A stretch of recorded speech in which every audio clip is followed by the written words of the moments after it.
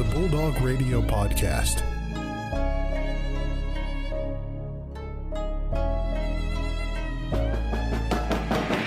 The Ferris State Bulldogs have upset the nation's #2 ranked team. Wide open! Taylor is going to take this one to the house! Touchdown Bulldogs! It's the MVSP Season 4, Episode 13. And boys, Episode 13 going to be a banger of an episode. AnchorBone Classic is coming up at the end of this week. Can't wait for that. Great Ferris State Sports Report. A little bit of talk of NFL going over that stuff. But Brandon, we got two guys coming on the show who are absolutely electric. Caleb Murphy, Olalere Oladipo, two guys on the monster defensive side of the Ferris State football team. Boy, we can't wait for this interview. I'm looking forward to this. I mean, these two guys are two-man wrecking crew of this defensive line, and just to be able to chat with them. Two guys have really a five-man wrecking crew, really. It really is, and I'm really looking forward to talking to them about it. And I mean, obviously, everybody's stoked for Saturday at 1 o'clock at Top Taggart Field. You know why, Joe? Because 1 versus 2, it's like the national championship. It basically is the national championship for the national championship, but it's just another game for the guys. And I mean, for sure, the fan base won't say that that is the case, but I mean, this is a very big game, but it's just another football game. It really is. Just in a little bit of an amplified context this time. Exactly. But we'll hear all about their thoughts in this game when we hop into the interview. So, Brandon? Let's swing it to the interview. Now joined in studio, Olalere Oladipo, Caleb Murphy, part of this absolute wrecking crew of defensive line is here. Guys, welcome to the show. Hey, thanks for having me. Appreciate it. Phil, it's great to have you on. I mean, Caleb, we had you on Zoom a couple months ago for our last season, but it's good to have you in the flesh as well as you, Olalere, joining us too. But first question for you guys. Last week, Saginaw Valley, a little bit of a fit kind of going on mid-game, but defensively played a really solid game. You know, what was that like for you guys to be able to come out of halftime as well as the sidelines, the conversations that you had with coaches to be able to kind of pick it up a little bit and really seal the deal late in the game? For me, I think it's a little bit of a pride thing. The guys on the defensive side have a lot of pride when we go out there and play, no matter where we're put, goal line, wherever, turnover, coming off of a score, whatever. Take it really to heart, not letting people score or anything like that. So for the guys to come back out there, and continue to do what we do, even though we had some things that didn't go our way, was great. The boys came out and they kept going, every play. So that was it. Yeah, I mean, since start of the season, we told each other, nobody could beat us by ourselves. So when you had that mindset, you feel me, and we down, not too many people are crying, it's kind of, all right, it's go time, let's go, you feel me, let's get this W, you feel me, we're #1 team in the nation, you want to keep it like that. For sure. Yeah, you guys have certainly earned that ranking, beating a lot of good teams on the way. Central Washington coming here, going to Lenore-Rhine, as well as Saginaw Valley. How have you guys felt overall that's battle-tested, especially going in, taking on the #2 team and our biggest rival? So, I said it yesterday in an interview. I feel like it's another game, and that's how the guys see it. I think we take every opponent serious, come in and we punch people in the mouth, and continue to, choke them and not let go. But for this game, to me, I think it's going to be very important that we do our jobs and stuff like that and stay in our gaps, those type of things. As long as we do our 1/11th and we don't try to go outside of that, I think we should be okay. But yeah, I think it's another game. The boys should be excited, fired up. GLIAC play, we should all be fired up playing for something at this point. So, just going after it and having fun. I like to tell the guys, do your job and be great at it. So if we do that, you feel me, we're going to get the job done. It's GV, you feel me, a different atmosphere. It's going to be a lot more noise, a lot more eyes. Can't let that get to your head. If you want to get to the next level, you got to show out this game, you feel me? So I hope guys go into that with that mindset and we do what we do. For sure. Absolutely. And last week, saw a little bit of frustration from Coach Neese in the post-game interview. Was a little bit frustrated with just in general with how the game went. But, coming off close wins like that, Coach Neese is known to kind of grill you guys a little bit harder in practice. Has it been even tougher now with Grand Valley and the big rivalry coming to town, or has practice been more business as usual? So, this week, Coach just wanted to emphasize on taking a level of seriousness with things, making sure that we knew what we were supposed to be doing and just perfecting it, getting better at our craft, those type of things. We got out with a W, so Coach was pleased with that. Obviously, it wasn't a clean win. So, trying to clean up some things, some attitudes, those type of things at practice, just cleaning up everything that we do in a game, so taking practice as serious as possible. Yeah, it was nice to see, like, after that Saginaw win, a lot of guys were not content with it. You know, we had a lot of the leaders of the team talk to us after the game and say they, you know, they peace of mind, and a lot of guys honed in on that, you know, and gonna take it into this week. Feel me? Do your job. Don't listen to outside noise, man. Be the best version of yourself. Yeah, for sure. And you guys bring the leadership, especially up front. You guys have a lot of veteran players up there and a lot of new guys that have came into the system. Just talk about the way that you guys have bonded as a unit and have really, honestly, no debatably became the best unit as far as defensive lines in Division II football.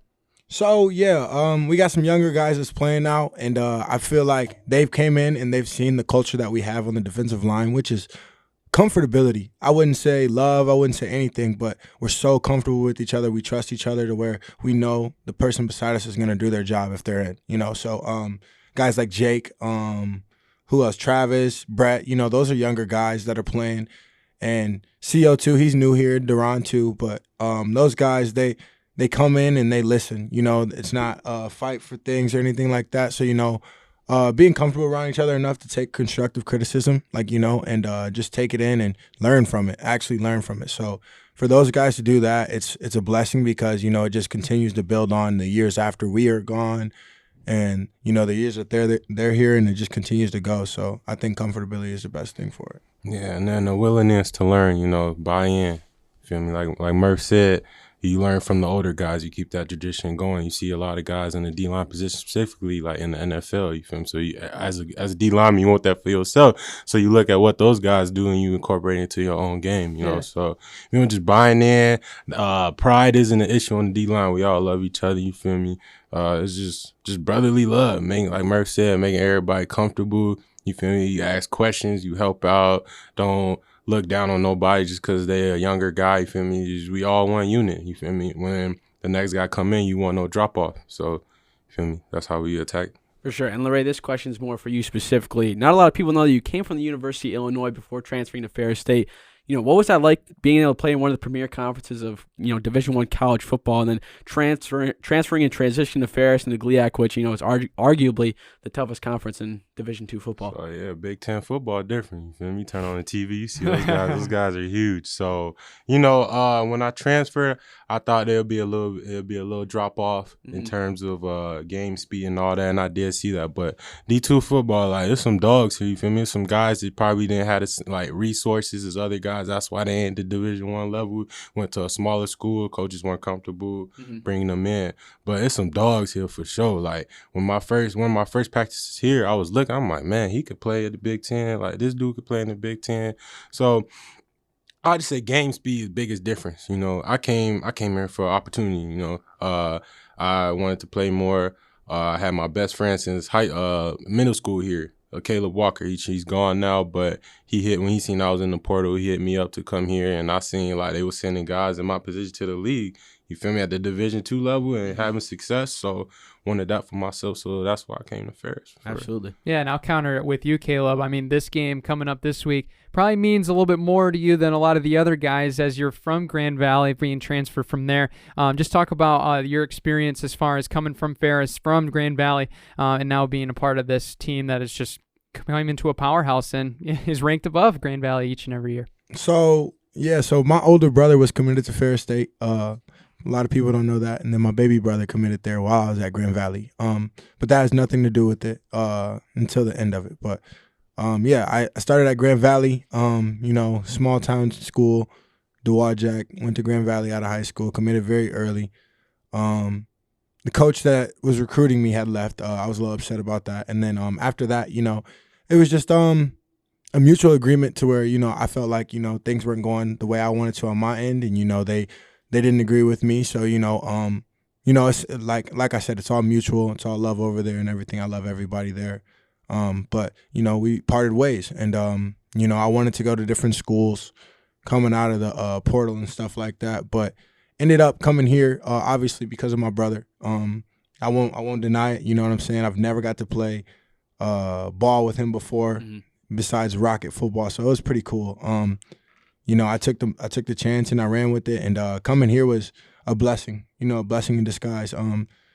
Met some great people, some great coaches, you know, and then obviously played some great football, but that's all of my teammates, making me comfortable, trusting me to do my job, those type of things. So coming here from Grand Valley to Ferris is honestly a blessing because you get to see both sides of winning programs. So it's pretty cool. I got to build relationships over there, and I built relationships over here. So, I get to talk to a lot of people now, so it's pretty cool. Yeah, that's really awesome to see. And, you mentioned your little brother being here. What's that like now to be able to kind of walk him through what it's like to be a collegiate athlete and be able to share some of those experiences? So, obviously, my brother's younger, and he doesn't play as much as he wants to right now. But pretty cool, man. So we played Waldorf, and I got to play with him on punt return. Obviously, I had asked Coach Denise early in the week if I could block for him. And he told me no, but we found a way, to make it happen. I told him this would probably be the only time, so found a way to make it happen. So it was probably the best play I've ever had in my life. That's awesome. By far, so it was really cool to be able to share that moment with him. Yeah, it's so cool.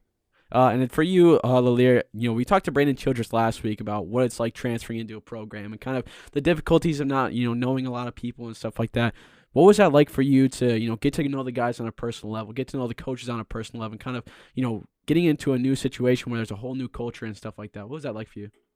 When I first got up here, when I transferring in general, like I knew I didn't want to start fresh. So I knew I was going to go to a school where I at least knew one person. Mm-hmm. And thankfully, Caleb Walker was here, and I've known him since the 6th grade. So in terms of that, like that transition was a bit easier just because I had that home feel with Caleb Walker and the people I lived with, Liam, John Higgins, Sam Hybor, Alex Bach, those group of guys, like they were very accepting of me, just seeing how they worked, hearing stories of the older guys. The older guys came to the house. Like it was a house of 8 of us. So I was constantly real football house. You feel me? Yeah. When I first got here, I was I was very quiet. I'm observative, see how people is.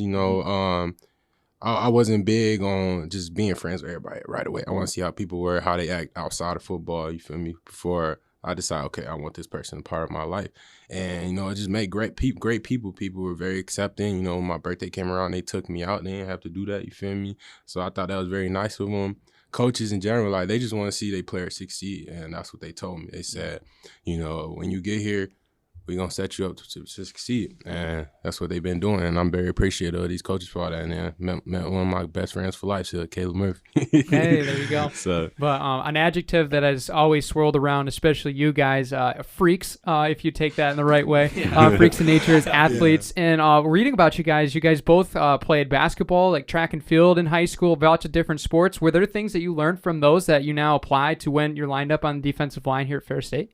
Oh, definitely in the basketball sense. You're doing crossovers and headzies and all that. And a lot of that movement, you can incorporate that in your pass rush. The bigger guys don't like to move. They don't like to bend down, So you hit them with a little hezzy, shoulder fake or something. They bite on that, get around them. So I definitely say basketball really helped me in terms of pass rushing, for real.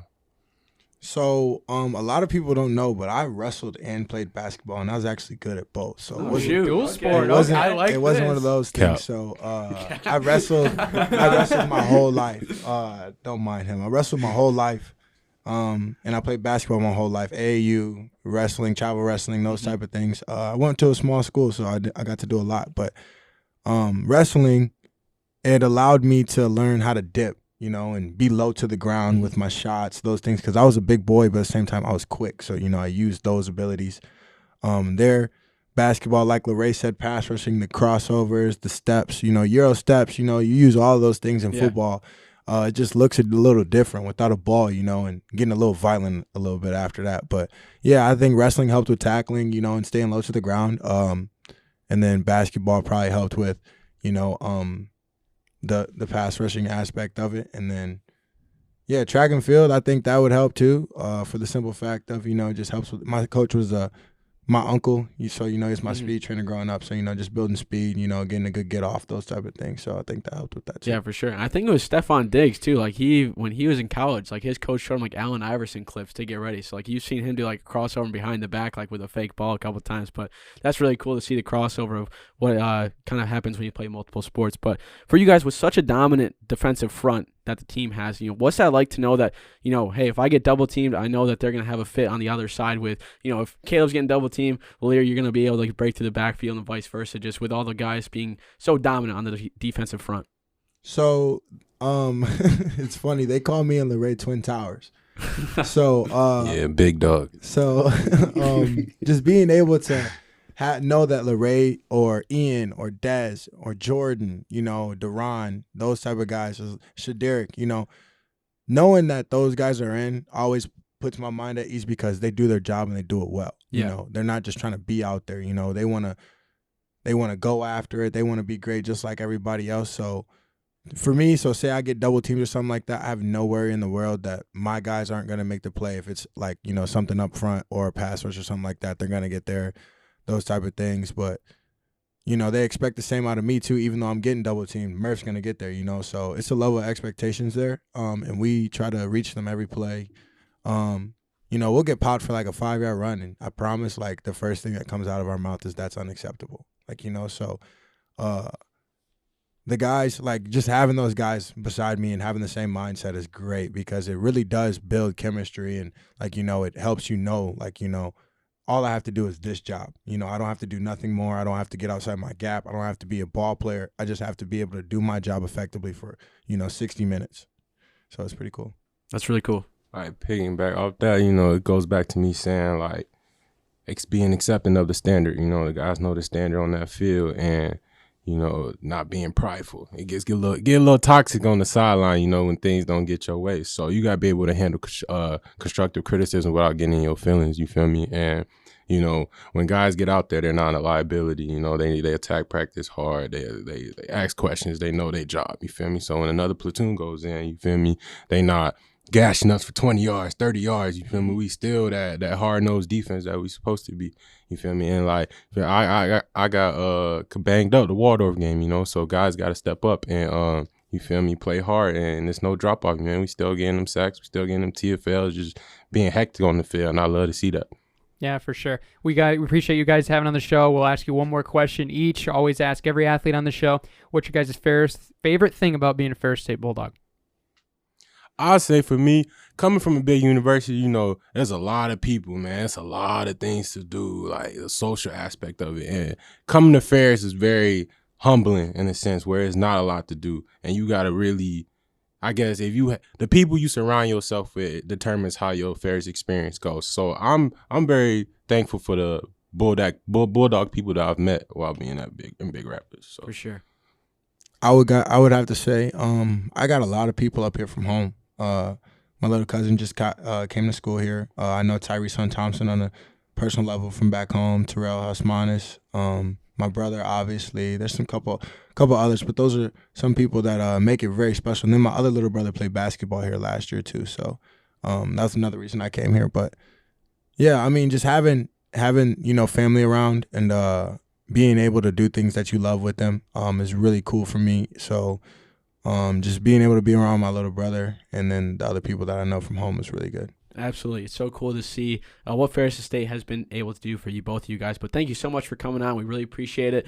Great. Good luck this weekend, especially Grand Valley, big rivalry game. Hopefully you guys bring home the W. Oh, yeah, for sure. Man, Thank you. Appreciate you, man. I'll do this again.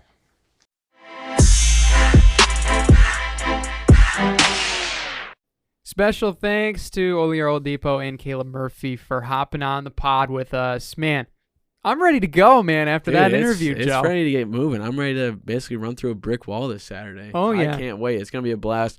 Really, it's going to be one of the biggest games, if not the biggest in Division II history. I think it's the first time ever that two teams who are in the same conference are going to be 1 and 2 in the nation and facing off in the regular season, which is crazy. I mean, we faced off against each other when we were 2 and 4, and I think 2 and 7 last year. Mm-hmm. So it's been close, but it's never been the whole 1 and 2, the big dogs in the nation. So it's rare really to see, especially on Division II, like two power teams facing off against each other. I mean, there's only an hour difference for how long of a drive it is. I think it's less than 100 miles. So to see that there can be two teams who have this much talent, it's going to be insane. It's going to be rocking at Top Taggart, and you guys got to be there. Yeah, this is a historical matchup for the ages. You'll be talking to your grandkids about this game, no doubt about it. And hopefully all good. I mean, this is just going to be an electric game all the way around. Grand Valley's been playing really good football, had a blowout win on the road last week, so they'll be looking to continue that momentum over. Obviously, we're coming off of a little bit of a game where we didn't play as well at Saginaw Valley, but got the grittiness, got the crap, got the rust all out of the way. And really hoping to put that into their best game of the season against the biggest opponent on a regular season schedule. So, I mean, I'm really looking forward to seeing really just a fantastic football game. The atmosphere is going to be absolutely electric. They're already reporting that it's nearing sellout points for tickets, and we still got, as we're recording this, 2 days to go until the ball's on the tee. So, well, that's just tickets for regular. You don't know how many students are going to show up for Ferris. Exactly. So I'm guessing there's going to be probably close to 5,000 students, I bet. 5 digits? We're talking 10K plus. There probably is going to be close. I feel like at the start, you're going to see a pretty rocking top tagger. It's Rock going to be, the top. I think it's going to be pretty close to breaking the record because we already sold, 5,000 regular tickets? Yeah, pretty close up there, and I want to say, yeah. It's getting close. I think we're capping it at 8? 8 was the mark. 8, yep. And then however many students show up for Ferris. So I think you're going to see a lot of former students who are kind of trying to sneak in with their IDs to still hop in. Who knows? But we'll see with that. It's going to be the 51st or 52nd meeting, between the two teams. They first started playing in 1971. Last year, and the past 9 years, if I'm not mistaken, Ferris State has won, other than the one hiccup in the playoffs where we lost to them. I think it was in the semifinals or one of the super regional opening rounds, something like that. But it's still going to be pretty crazy. Ferris State has the edge, at least when we're ranked. I think we're 9-3-1, so it's gonna be pretty crazy. And dude, this one honestly, I think is going to be the one that's is gonna take the cake. We might have the best or have the edge for the past 5-6 times, but if we lose this one for probably the biggest game ever in college football history, probably, I mean it'll kind of suck. But I think this one's gonna be. It's going to be crazy. I don't know how to explain it other than it's just going to be crazy. Yeah, and I think the Lubbers game from a year ago, I know as I was fortunate enough to be down on the field level, that was a atmosphere that was insane. That was the craziest. Unbelievable experience. And just being able to have the trick play, Sam Girodette's touchdown catch on the fake field goal to ice the game. I mean, just the absolute guts for the glory in that moment. It was just, you could not hear a soul of Grand Valley after that play happened. It was just the dead. Energy was sucked out of the building, for good reason. But then that's the thing. We had close to, I would say, probably 5,000 people for Ferris faithful going to that game because exactly. We were screaming on our sideline. It was crazy. But this one's going to be insane. I don't think it's going to be. Just the way Top Tiger is set up, it's probably not going to feel as electric as last year. Seeing that there's the track, it's a little bit more spread out. Correct, yes. There's not as much you don't feel as intimate with the game because you're kind of spread out with the track, but it's still going to be crazy. Grand Valley's probably going to pack the away side. Hopefully that bench or whatever, or those stands don't collapse. I feel like they've been up those since 1950s bleachers. Yeah, hey, they were inspected. They're fine. They're fine. Well, hey, they didn't break down last year during the Snow Bowl, so we'll see what goes on with that. But I think it would be ludicrous if they don't add more seating on the other end zone, seeing that there's probably going to be a lot of people, but you can definitely tell a lot of people are going to be tailgating, getting after it. It's a 1:15 kickoff, if I'm not mistaken. 15? 1 o'clock. Okay. I thought it was going to be televised somewhere, so it was going to be like a 1:15 deal. Oh, yeah. But no 1 reportage. o'clock kickoff, which is crazy to me. Yeah. Nobody picked it up. Bally Sports didn't pick it up or nothing like that. Oh, but man. there's going to be a crap ton of news stations. I can't wait to have to deal with that. Yeah, I did hear a rumor that we got some big officiating crews coming for this game, and for good reason. I mean, it's 1v2 in the biggest rivalry in arguably the state of Michigan in Division II, for sure. Well, if Division not II up in there general, with Michigan State. So I'm sure there's going to be the best officiating lay down the law. We're playing a football game, and that's all we're doing. There's no funny business, no tomfoolery. We're playing a football game. And I'm sure there's going to be some moments here and there where we remember that this is a rivalry, but it's going to be fun. I mean, last year we saw I mean, that Lubbers game, that was electric. Then we came back to Top Tagger, absolutely dominated, a huge performance on the ground, both on offensively and stopping on their run defense. I mean, we only allowed them 66 yards rushing. And that was interceptions that game, too, that we had. Yeah, that was a huge strength of theirs going in. And that's really what helped them at Lubbers, was getting the ball moving on the ground in that second half, which allowed them to make that comeback. But no, I think this is going to be a fantastic football game. We're going to see some of the stars at their best. I mean, we mentioned all these guys. Report Malik might be making an appearance in this game. So Coach Anise said that he's looking to be ready to play. So, of course, we're going to probably see multiple quarterbacks, of course. Well, yeah, every game we see that, healthy or not healthy. We've seen that the past, 3 years. Yeah, so we're going to see multiple quarterbacks. So I'm sure we'll see some of Evan and Carson and Malik, maybe even Jesse. Who knows? 4 quarterbacks. Throw them all in there. Let's just make it all confusing as possible, you know? So, yeah, but this is going to be a fantastic football game. I'm really looking forward to seeing how especially Grand Valley is going to look at our running attack. I think that's going to be the biggest thing, how they're going to scheme against us up front defensively. I think that's going to be one to watch in this game because I think we definitely have the talent to make an impact on the ground. But, I mean, the big plays are going to be there. Really, I think this game, as dumb as it seems as a full analysis of this game, is going to be to come down to who makes the big plays in the big moments because both of these teams fundamentally are the best 2 football teams in the country. Yeah, no doubt. We undeniably probably have the best talent and personnel all together in Division II. That's why they're number 1 team. Grand Valley arguably has the better resume, to be honest. I remember hearing Wayne Convaldi talk about this game, who's the NCAA D2 football analyst. He was talking that Grand Valley has the better resume because they've played 3 top 25 teams and beat them. So theoretically, that is a better resume. But these are the 2 best teams in the entire United States in Division II for football. I mean, that's all you need to say. And they're an hour apart. Yeah. It's going to be crazy. Grand Valley is averaging has 248 points total compared to their opponent's 61. They've been doing pretty solid with 71 rushing first downs, 55 passing. Almost 1,700 yards of rushing so far this season. So they're on a great track with that. It's going to be tough to be able to stop that, but I think especially with our front 5 and our guys that are going to be able to rush that, they're going to have a little bit of a struggle for that, which is going to be good to see. Compared to Ferris so far, 203 points compared to 203 compared to 30. No. Never mind. I'm looking at the wrong spot. Either way, we have 203 points so far in this whole overall, 33 points in the conference. It's going to be a good time. Total offense, 2,210 yards. So a little bit more than the Lakers have, but it's still going to be pretty solid. 2 good teams facing off. I think you're going to see a lot of air.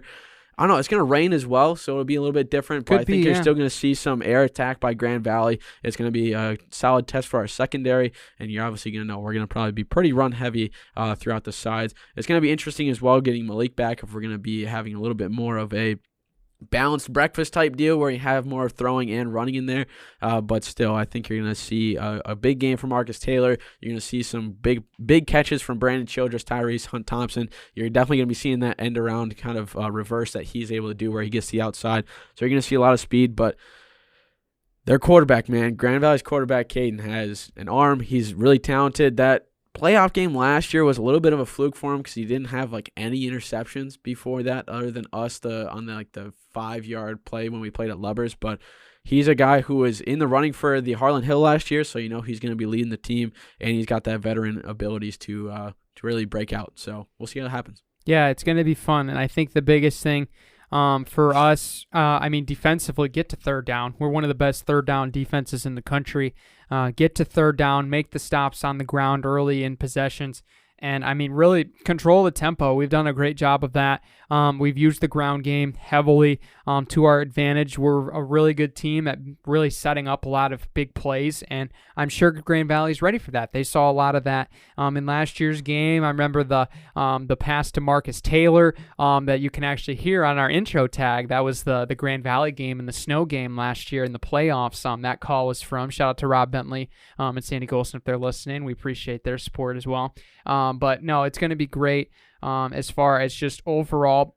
It's going to be a fantastic game. Grand Valley is a great team at not letting teams score points while also scoring a lot of points. That sounds familiar with, right?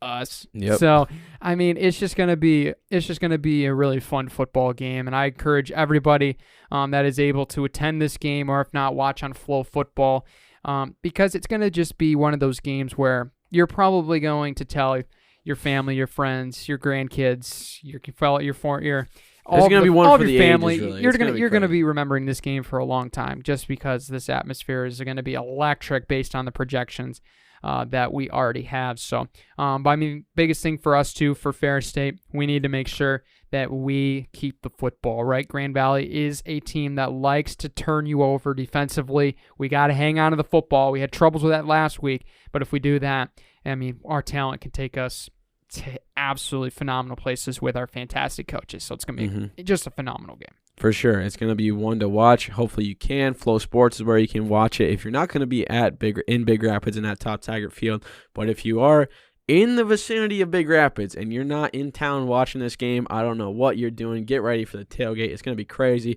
Cops are going to be there. It's going to be crazy, man. Security's going to be amped up to level 11. It's going to be insane. I heard rumors parking starts 8 a.m. 5 minutes Really? before. Yes, that's how much anticipated tailgating is going to be taking place before the game. 8 a.m. So you better get here early, quick, fast, or your tailgate spot might be gone. So you're going to have to get here early, I guess. So I guess so. I mean, me and Joe will be there. I'll be there at 10. I think Joe will probably be here around 11, 11:30, right? Because he's bringing the goods up into the press box, which is going to be also tense as ever up there. That's going to be a very pleasant experience. So it'll certainly be fun. 1 o'clock kickoff. More tickets are available if you're listening to this on Friday, but you better hurry up because they're going to be gone quick, fast, in a hurry. So make sure you get your tickets, which also, reminder, you can buy a combo ticket for the Ferris State hockey game as well to be played that night. So we'll go over to that here. Canisius coming to town, the oldest team in college hockey as far as age. They hit the transfer portal heavily. Joe mentioned that on the last show. They're a very veteran aspect of a team. They have a lot of players from a lot of places, including teams that we've played against, players that we've played against on GLIAC squads. So this is going to be a fun game as well. That'll be tonight. If you're listening on Friday at 7:07, followed by Saturday at 7:07 once again. Heard your boy got the call up for TV, so I'm going to be looking forward to bringing that with you with Harrison Watt. Appreciate the opportunity for that. It's going to be a fun game. Joe's going to be on the socials. He's going to be hammering home for all those following along, giving you all the goods, because I heard your restrictions got pushed up just a little bit. It's a little, at least with hockey, I can do like a little bit more with stuff, but I still want to kind of get free reigns one of these times. I'm going to keep bringing up on the show until Harrison lets me. He's got to know, right? He has to. I could make some electric tweets. I could make some electric tweets. You could too. So, I mean, really with this team, just got to see the attack mode, right? We have a very talented offensive scoring group. We can score goals, right? We scored a total of 6 in those 2 games last weekend. The problem was we gave up 6 alone in the last game, and it was consecutively, right? Stopping those big runs are going to be just as important after that Western game. So it's just going to be one of those games where we know going into this game, we have a good chance of winning this game, right?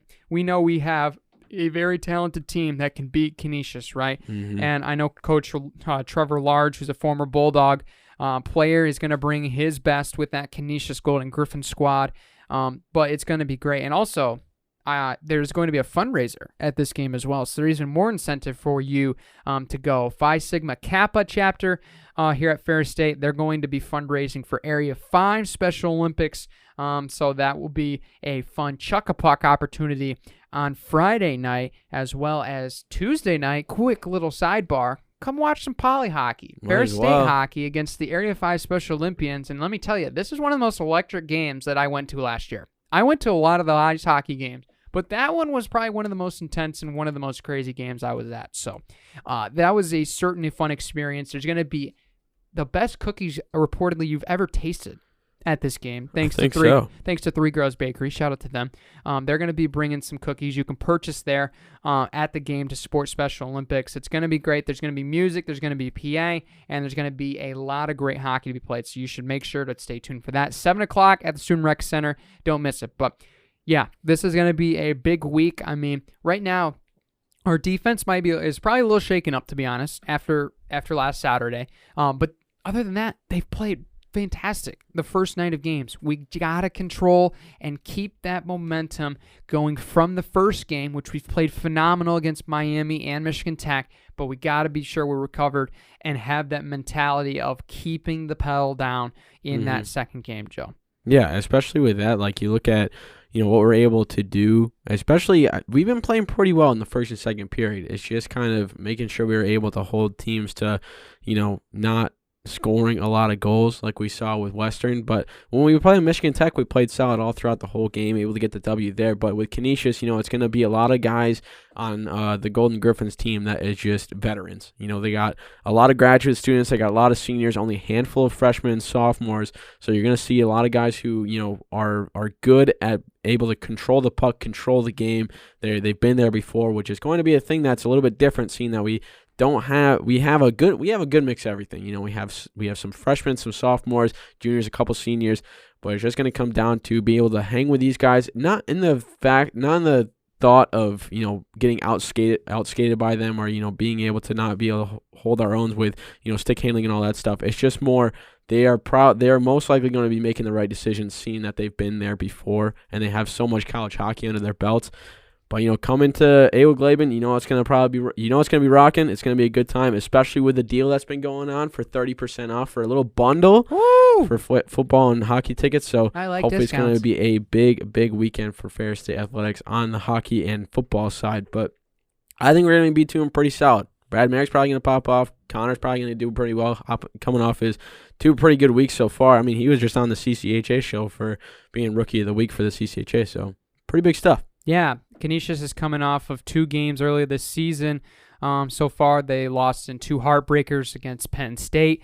They lost against Penn State. They are playing very good opponents to start this year, which shows you they have a lot of good expectations. So coming off of a 5-2 and a 7-5 loss. So just based on those numbers alone and seeing a little bit of the highlights of this game, we're going to have chances offensively. Make sure they're quality. Make sure we get the right person in the right spot. And I think being able to set up that offense and get good looks and keep the good looks coming, right? Keep them coming. We are talented at scoring. We just got to get shots on net, and they will get through the posts and get to the back of the net. So defensively, hold strong. They're going to come in bunches. That's like what Western did to us in that second period. So being able to stop that, transition, getting open opportunities, getting breakaways, fast transition is going to be huge, and that could be a true member of our success. Defensively, we are a very talented team, much step higher last year with a lot of the veteran players that we have gained from the transfer portal. So, Logan Stein's been playing fantastic, lights out between the posts so far this year. So, going to be a great matchup. 7:07, both games. You can get tickets now, but just like football, hurry up. They're going fast. So, you might want to get online this minute because you could keep listening to our podcast and order tickets at the same time. Trust me, I've tried it. You can do it. So, anyway, moving over now, we got some more Ferris State sports on deck, even though it seems like there isn't with those 2 big sport games this weekend. But we do have more sports on deck. Those include volleyball's headed to Hammond. They actually left this morning. On Thursday, so they left yesterday. They'll be playing today on Friday at 10 o'clock against Cedarville. They will be playing them in the Midwest Region crossover at Hammond, Indiana, the home of Purdue Northwest, as well as Rockhurst, the team that we played in the playoffs in the regional opening quarterfinal round last year. So going to be fun. That's the whole crossover of GLIAC, the GLVC, and the GMAC all getting together for a big tournament. But I think really it's going to show who is the best of the region. Oh, yeah. It's great because these are the teams. It's really the teams who are going to be in the playoffs. Exactly. You're going to get good looks at them early and see what they're playing with. It's going to be fun. So those are 2 very talented teams. You saw what Rockhurst did against us last year. They put up a good fight in the 1-8 matchup early on. And I think really what we're coming off of 2 big wins, especially against Grand Valley, so put the anchors down. But it's going to be a great game overall. Going to be a great experience playing a lot of these teams, and hopefully they'll be able to play so good they'll play on and move into the final on Saturday, and hopefully bring out some hardware, Joe. I mean, we like hardware here. We really do. We like trophies, and we like shiny stuff too. So hopefully they are able to do it, especially with Midwest. A lot of good teams. I mean, you're going to have Hillsdale there. You have Rockhurst. I mean, especially with all the GLIAC teams coming. I mean, you got Grand Valley, who's a good team who made the playoffs last year. I mean, Wayne State did. Michigan Tech did. You have UIndy, who's a really good team in the GLVC. I mean, really, the list goes on and on. There's a really big resume of teams who are going to be able to make some noise later on this season. So no better time to be able to face them than halfway through and, get a good look, especially for these next couple slates of GLIAC games coming up against tough opponents. Yeah, we're the number 1 seed in the GLIAC going into this tournament, so a lot of expectations there. Quincy and Ashland for the GLVC and GMAC are the number 1 seeds as well. Cedarville, I believe, is slated as the GMAC 6 seed, as well as Rockhurst, I believe. I think they're either 4 or 5 in the GMAC, so they're a very talented program too. So it's going to be a really fun matchup early on, and then hopefully we'll be able to play in the final on Saturday. Keep the train rolling 1 game at a time, Joe. Exactly. So there you go. Now moving on, we got soccer this weekend, a slate of games for them on the typical Friday and Sunday slate, as the schedule always helps. That will be tonight. They are playing, well, technically tonight, late afternoon. 4 o'clock is the technical start time. We get our revenge game against Davenport. How fun that's going to be. The team that just squeaked it out at home against us earlier in the season, a game that we didn't play at our best. So this one's personal, right? This one, you're going to Caledonia, going to Farmers Athletic Complex, and this was the team that spoiled your ring ceremony with that late goal to tie the game and tie it. So I think this is going to be a fantastic game, and I think you're really going to see a lot of firepower both sides. We saw quite a bit of shots, 25 total in that first matchup, and we saw a lot of physicality, especially from Davenport's side. They're a very physical team, and hopefully we can match that, play our game, and be able to keep this train rolling with good offensive play. Exactly. Yes. I don't know. You just hit it all on the head. I don't want to keep on that's the one problem, Brandon, is we're always on the same wavelength. That we always just have the same points to bring up. We're too good at what we do. I think so. That's I think we just hung out way too much. I mean, I don't know what else to say. Exactly. Just hit the hammer on the head. But yeah, Davenport coming into this game, they've been playing all right. I wouldn't consider that like their absolute best coming into this game. I mean, they've played against some definite tougher teams coming into this game, but I think there's still a lot of opportunity there. Some common opponents, like they're 3-6 on the season, but they play like a better team than that, right? They tied against Northern Michigan on September 25th. That was a notable game. They went up to Houghton, which is a hard place to play. They lost 2-0 against them. And I think there's a lot of, you can say a lot of those wins early on in the season against like Purdue and Parkside are okay, but they're not coming in as highly firepowered as they did against us, because they played some really good teams like Central Missouri and Saginaw, and they played in some tight games there, especially on the road at University Center, so that kind of gave them some momentum. But I think this is going to be a much more dominant for us. We got the momentum going this game. Just got to keep it. Stay true offensively, power into that offensive third, and let's just put some goals in the back of the net. Mm-hmm. And I think Saginaw, too, has kind of been on the same role as us, where they've been on a goal-scoring, rampage? No, not a rampage. Just before our rampage, our kind of drought that we went on, scoring 1 or 2. Yeah. They haven't scored more than 3 other than Parkside, but even before that, they haven't scored more. They've only got 2 goals in the last 5 games. So I'll probably be looking for that. Just hold them down to a point where they're not going to get a lot of good looks, where they don't get a lot of good shots on net. And that's going to be the big thing, too. And I think our defense has really been doing a good job of that, of limiting the shots on net and kind of making Daria's job a lot easier. But once again, it's just going to be, if we can keep up that rampage of goal scoring and, get the ball in the feet of the right person and be able to just first get shots on net. That's the big thing. It's just tire out the goalie. But our defense, I think, is going to give our offense enough cushion where not a lot of stuff we got to worry about. Yeah. I had to make sure to mention Sunday's game is AnchorBone Part 2.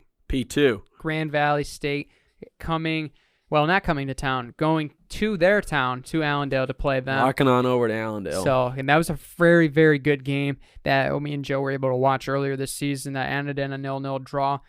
So I think that's going to be a huge game as well against a nationally ranked powerhouse, especially going after the chaos that's going to ensue on Saturday, going to play Sunday as well.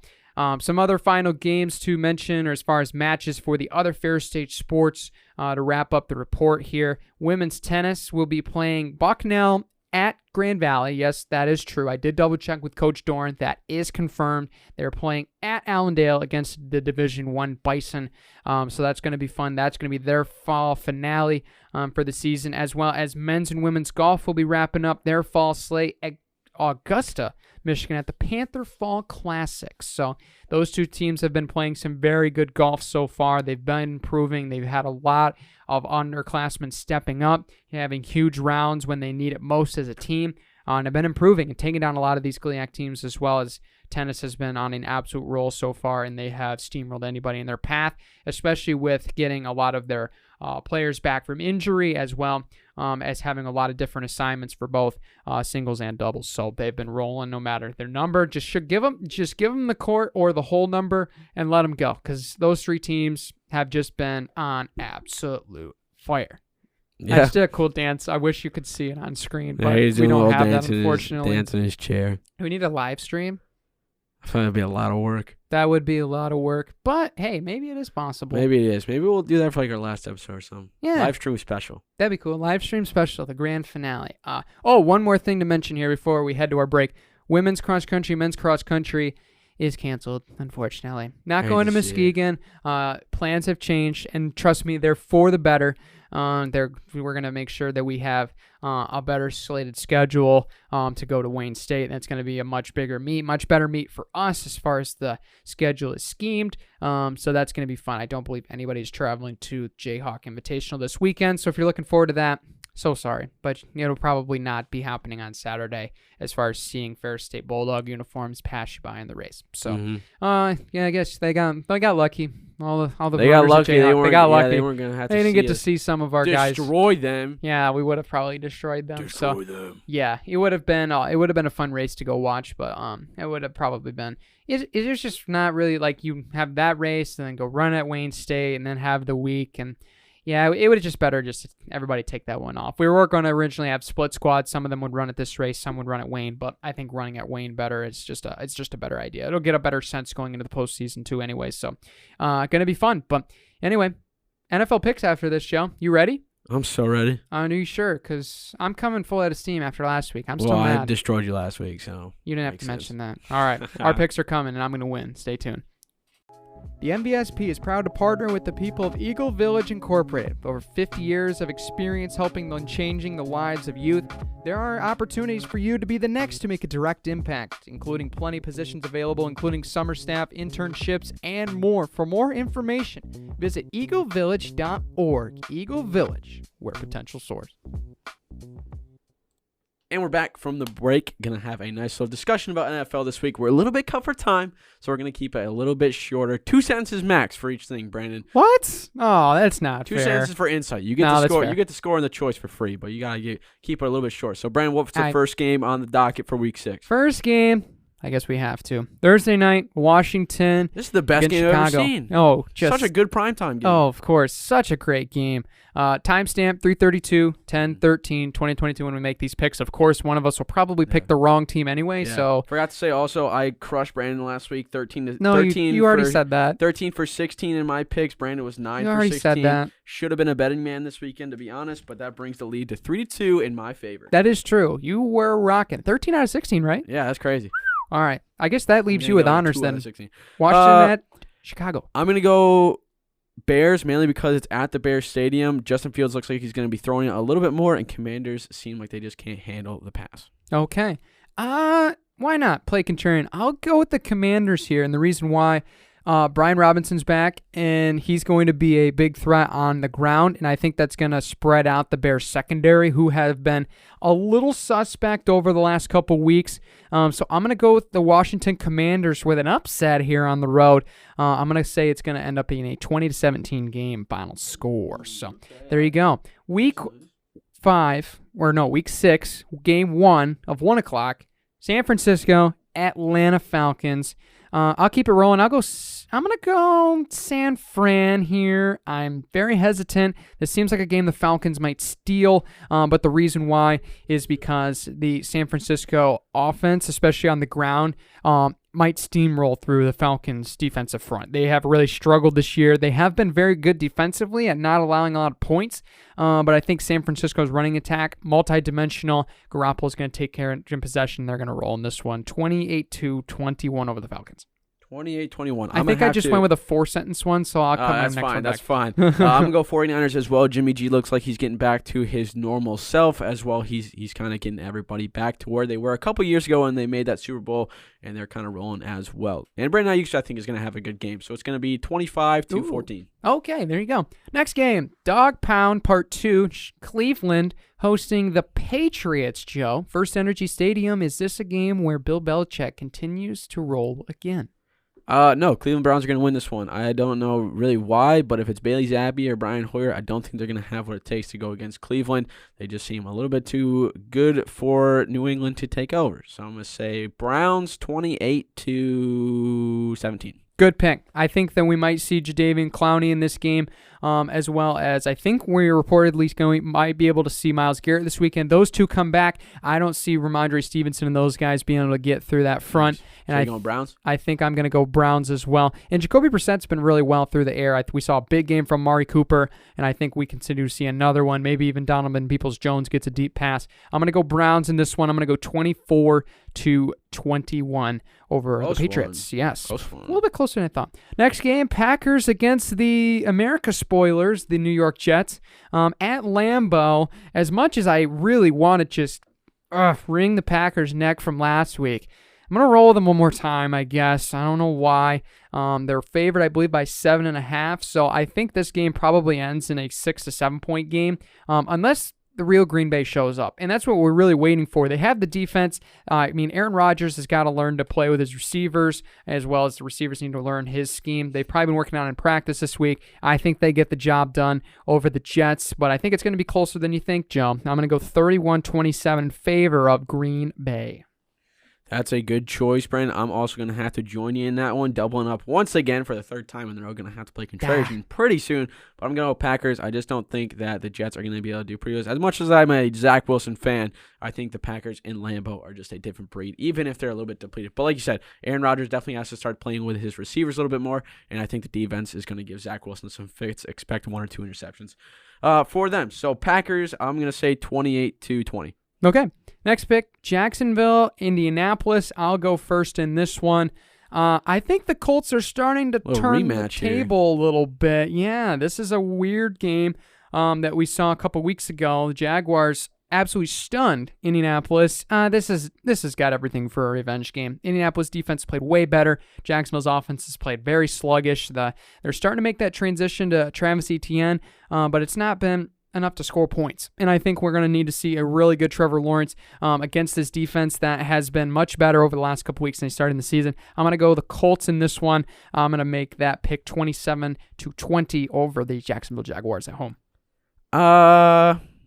I'm going to go Jacksonville with this one. There you go. Mainly because defense, I think, is going to be able to do pretty well. Michael Pittman and Matty Ice have just not been on the same wavelength. And when they're not, then they got to give it to Jonathan Taylor. And I don't think Jonathan Taylor has the ability to get like 4 touchdowns and just take over, because Jacksonville has one of the better defenses in the league. So we'll see what goes on with that. What'd you say for a score, Brandon? I said 27-20. 27-20. I'm going to say... Don't say 28-21. No, it's going to be a close game. I don't think it's going to be a blowout like last time, but it's going to be... I think it's going to be a repeat of last week with the Jaguars playing the Texas 13-6, but it's going to be different. I'm going to say 14-7. Okay, there you go. Next game, Joe, I'll let you go honors with this one. Minnesota traveling to Miami in this one. Soda. Okay. Simple and easy. Dalvin Cook, I think, is going to play pretty well. Justin Jefferson as well. Kirk Cousins is going to play pretty solid. You don't got Teddy and you don't got Tua, so you're kind of going to be struggling on the quarterback side. Yeah, I also would love to pick the Dolphins in this scenario, but the problem is I don't trust. I don't know. I don't know if we're gonna see Teddy Bridgewater in this game. I think we are supposed to. I think he's supposed to be back, but how back is he going to be? He returned to practice. He was limited on Thursday. I think he plays. Screw it. I'm going to go with the Dolphins. I think their defense steps up in Hard Rock, and I think that they end up getting the job done as the underdog in this game. I think it's going to be a 1-point game. I think this one ends 20, or I'm going to say higher. I'm going to say 35-34 the final. The Dolphins squeak out an absolute nail-biter at home at Hard Rock. Nice. I was going to say the same thing, but 38-24 in the favor of the Vikings. Okay, I like this contrast. I like this. Little switch up business we got going on. Yeah, next game, Cincinnati at the Superdome against the Saints at 1:00. Bengals. Yeah? Yeah, Okay. I'd say so. I think Jamar Chase is going to have a breakout game. Okay. I think you haven't seen it from the first week. I think you're going to really see it here. New Orleans has been, 2-3, so not like the greatest thing. They've let 32 get put up by the Seahawks. They let 28 get put up by the Vikings. They've only held, I don't think, anybody to less than 20 points so far this year in regular season. So you're going to see a big game from Jamar Chase and Joey B. So Good pick. I like the Bengals too in this game as much as the Saints defensive front scares me. I think what the Bengals have done a really good job of is when you look at their offensive scheme, they are very multidimensional. They can put it heavy on the ground with Joe Mixon. They can put it out in the flats with their playmakers, or they can take the deep ball. I think that might be enough to get a little bit of points up ahead on New Orleans, and I don't trust the offense just yet. Without Jameis, I think it's still, I think we saw a little bit of promise there with Taysom Hill last week. I don't know if it's going to be enough to get the job done. I'm going to go with the Bengals as well, Joe. I'm saying 27-10. 27-10? Okay, I'm going to go 33-28. Weird score, but weird game. High scoring, but I respect it. Yeah. We'll see. It'll be just like how the Saints played the Seahawks last week. Yeah, exactly. Next game, Baltimore at the New York 4-1 football Giants. Don't even Joe. play right now. Baltimore's going to win this game. I agree. But New York, they beat the Packers last week, who are not super great. They lost the Cowboys with Dak, right? Or without Dak, with Cooper. Without Dak, Cooper. So, you're not even playing a whole lot of great. They really had not played great teams so far this year. So this is like their first test. I think they're going to fail. It's going to be Ravens. Big game from Lamar. 40 points, probably 45 plus, I'd say. Ooh. You're going to see like a 45-24 game. Oh, man. Big blowout. I do like Baltimore, and I do like them big over the Giants as well. I think it'll be a little bit closer. I think Brian Dable's team at home is going to be a lot better than I think we think, but this is kind of due for one of those blow-up games. It was kind of like Detroit. Thank goodness they're also on a bye this week. Yikes. But I think it might just be a blow-up for them. I think this game ends big. Ravens 41 to Giants 27. No, 24. I lied. 24. 41-24. I put down 27. I wrote in pen, so that's what you're going to get. What? No, that's not fair. Okay, fine. Next game on deck, Tampa Bay going to Steel City, not Heinz Stadium. Shell City. Yeah, Pittsburgh, whatever their stadium's called now. I refuse to call it anything but, what is it, Acrisure? Yeah, it used to be Heinz Field. It's Heinz Field. It's Heinz Field for forever. Yeah, I'm going to go. Or Shell City, if you SpongeBob fans can understand that. Oh, yes, I did just now forget out there. Shell City. Shell City. Yeah. I'm not going with Shell City. I'm going with Tampa Bay in this game, and I think they win. I think they win by 2 scores. I think Tampa Bay gets back on track, and I think that this is a big game from the receiving core. They're due for a big one, so I think that the Steelers are going to be very heavy against the run, against Leonard Fournette.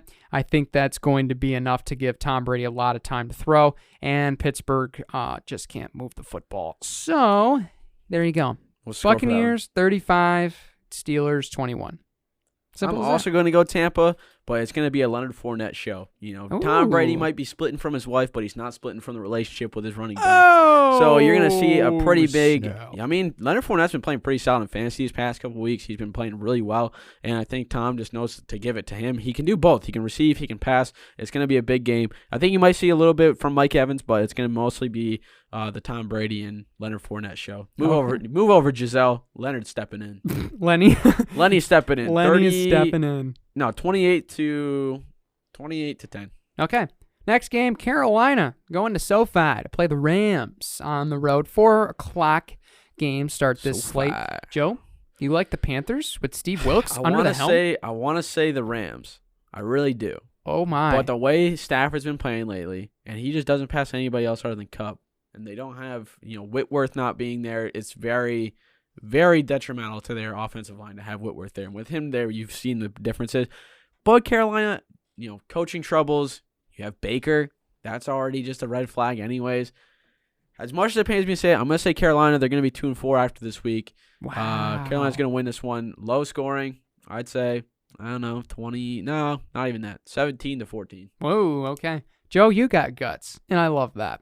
I unfortunately don't have as much guts as you. I'm going to go with the Rams. I think they got it figured out this week. This is like a game that we saw with Detroit against New England last week. You got to get it together or it's over, right? 2-4 going your first 6 games against their slate. That's trash. So I think this is a big game for the Rams defense. I think they score a couple turnovers or score off of a couple turnovers. And I think they're going to roll this one. I'm going to say the final in this one ends up 30-17. The Rams take it over. If the Rams win this one, it's going to be because of their defense, not because of their offense. I think so too. I think defense is what needs to help their offense, much like Ferris. See? Yeah. Complimentary, yeah. Turn defense to offense. It makes sense. Run the next one. Cardinals at Seattle. Lumen Field. This might is closer than you think, Joe.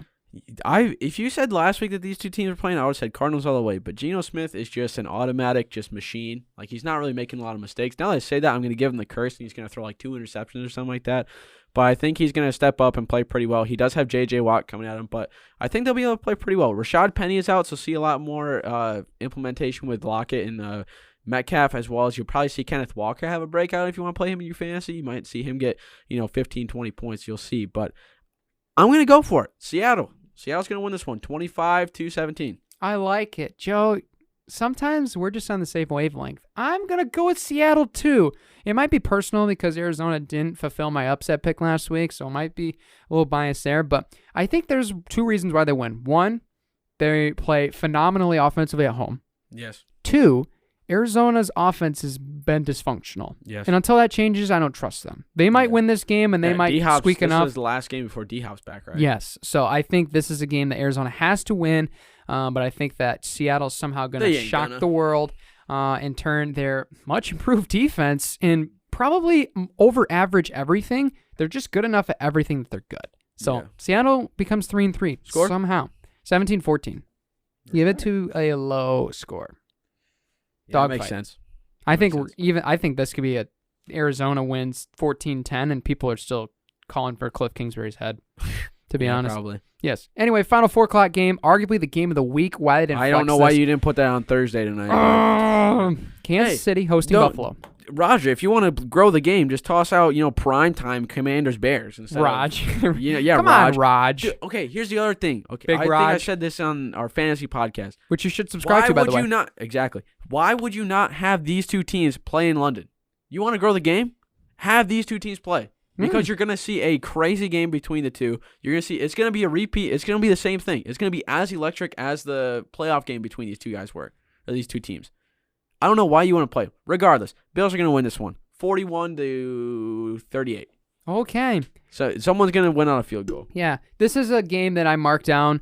It's such a coin flip that literally in my notes it says pick whatever team Joe does not pick. So I'm gonna go with the Chiefs. I want the Bills mainly because I have Josh Allen on my fantasy. I do. I think the Bills are the best team in football. I think the Chiefs are gonna find a way to sneak out. If they they're at Arrowhead though. I know. That's what I'm saying. Like it's just enough 50-50 because I'd pick the Bills by 10. They were at Arrowhead for the playoffs, right? Yes, they were. I believe. I think Josh Allen's going to win this one. I think that Patrick Mahomes is going to win this one. It's going to be a good game, though. I'm really looking forward to watching this game because I'm definitely turning it on. What is the score? 42-35. 42-35. That is the final score of that game. Speaking of London. Anyway, Dallas, Philadelphia, Sunday Night Football. Who's playing in London this week? Nobody? I don't think anybody, actually. Oh, well. Yeah, nobody. Hate to be a Brit this week, eh? Hey, I guess you're just watching the other football. America's team now, Cowboys. Yeah, Cowboys. The NFC least. This might be. Anymore. I don't know. I'm scared, Joe. The Eagles got to lose at some point, right? Yeah, but it ain't going to be this week. No? I don't think so. Cooper Rush is going to finally get his first loss as a starter. Eagles' defense is too good. Jalen Hurts has just been killing it lately. And, you got Devontae Smith. Like, the guy is just crazy. Yeah. I don't know. Dallas just seems like a team that they're just kind of holding on to the last little bit of just whatever Cooper Rush can give them until Dak can come back. And I don't think Dallas is going to be able to hold it out. Especially being at Philadelphia, you're going to have a pretty hostile crowd.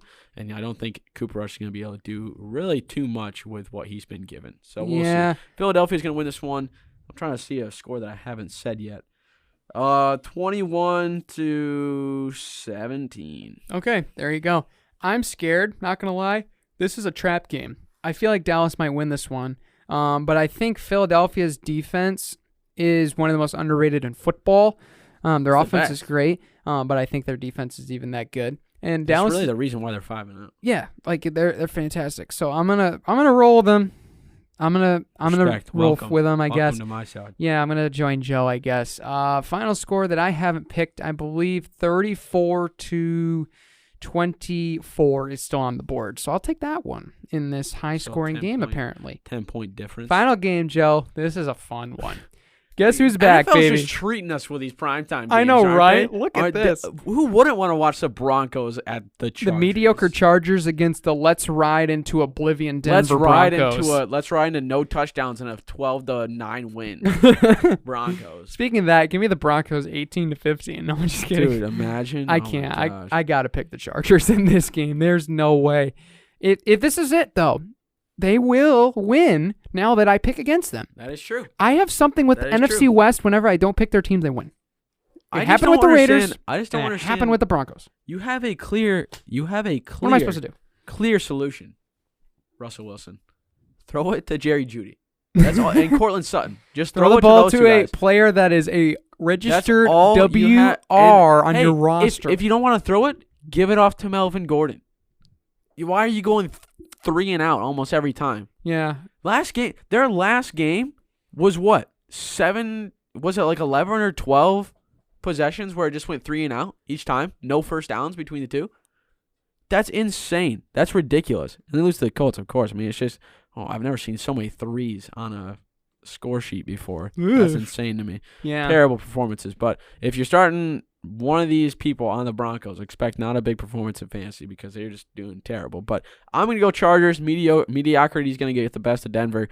They're actually going to score a touchdown, though. It's going to be like 25 to 12. Ooh, interesting.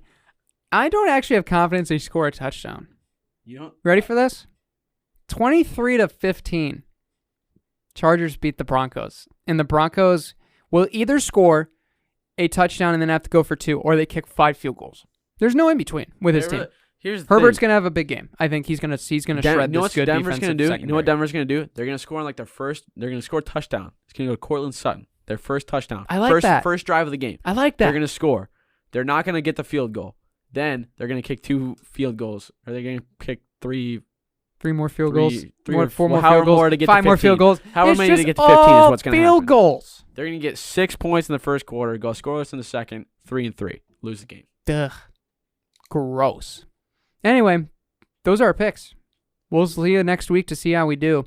Hopefully that I can even this series up at 3 apiece, but Joe's pretty confident over there. Yeah, 3-2 for me so far, so I'm pretty excited. Yeah, I know you keep mentioning that. I know what you're. Nothing to it but to do it, really. I know what you're doing. So, make sure you enjoy this weekend. Lots of great football on deck. Great weekend. If you're going to be on the Ferris State campus, get out to AnchorBone. What are you doing? And then come out and see the hockey team play Canisius. It's going to be a fantastic weekend.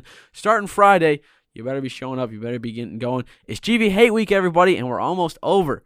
And that's not the greatest thing, because I love GV Hate Week. I love AnchorBone. Cannot wait for it. It's going to be a blast. See you guys at Top Taggart. Rock the top. Yeah. Absolutely. Take care, everybody.